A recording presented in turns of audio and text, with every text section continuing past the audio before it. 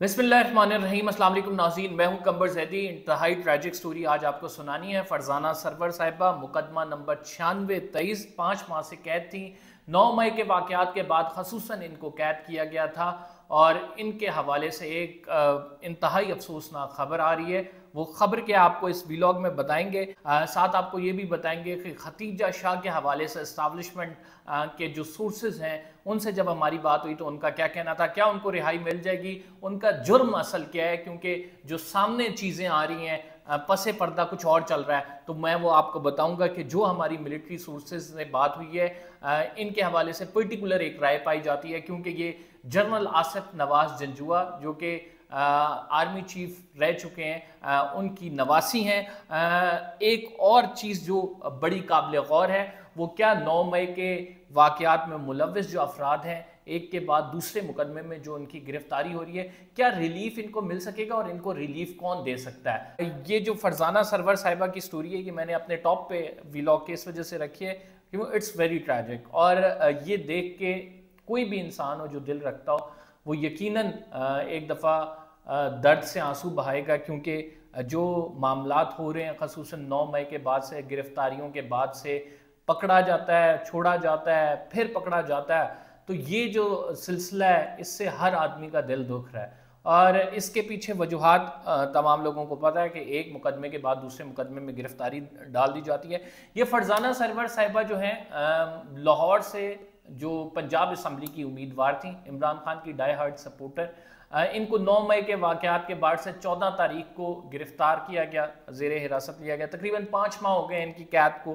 5 रोज़ कबल इनकी जो है वो ज़मानत हुई थी, और ज़मानत के फौरी बाद जिस तरह से सनम जावेद, तैयबा राजा, खतीजा शाह को दोबारा से अगले मुकदमे में गिरफ्तार कर लिया जाता है, तो इनको भी अगले मुकदमे में गिरफ्तार कर लिया गया। और आज इनकी खबर आई है कि इनके शौहर जो है वो इंतकाल कर गए हैं। ये अपने शौहर से मिल नहीं सकी, ज़ाहिरी बात है अपने शौहर को आखिरी दफ़ा उनका चेहरा नहीं देख सकी जब वो ज़िंदा थे, और उनसे बातें नहीं कर सकी। उसकी वजूहात सिर्फ ये है कि ये चूँकि दूसरी दफ़ा इनकी गिरफ्तारी डाली गई थी और दूसरे मुकदमे में डाली गई थी।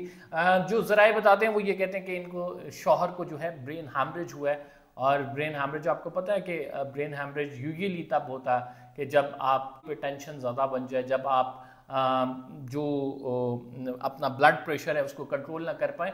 और अनफॉर्चुनेटली हालात जो हैं वो ऐसे ही थे इनकी फैमिली के, जिसमें एक टेंशन का माहौल था।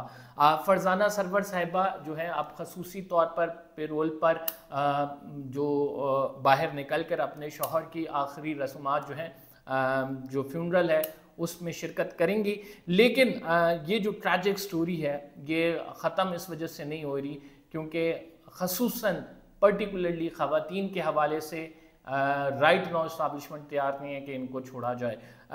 खतीजा शाह का केस बड़ा पर्टिकुलर है इसमें, और इसमें खतीजा शाह के हवाले से कि इसकी वजूहात जब हमने अपने कुछ सोर्सेज से जानने की कोशिश की जो कि इदारों में बैठे हुए हैं, तो उनका ये कहना था कि इन्होंने माफ़ी नहीं मांगी है और ये शर्मसार नहीं है जो कुछ भी किया गया 9 मई को।